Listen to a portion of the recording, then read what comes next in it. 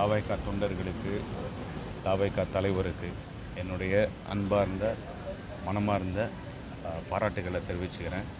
இந்த மாநாடு மிகவும் வெற்றிகரமாக அமைகிறதுக்கு ஆண்டவனை பிரார்த்திக்கிறேன். God bless, God bless. மாநாட்டுக்கு எத்தனை லட்சம் தொண்டர்கள் வருவான்னு எதிர்பார்க்குறீங்க சார்?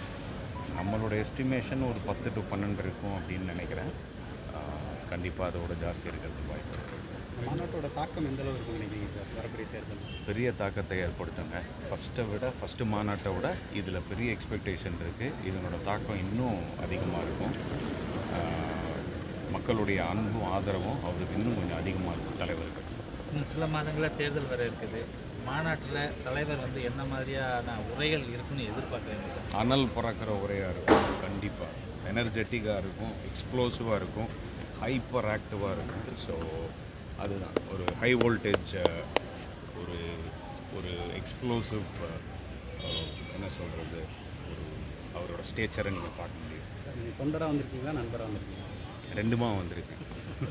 சார் மாநாட்டில் இந்த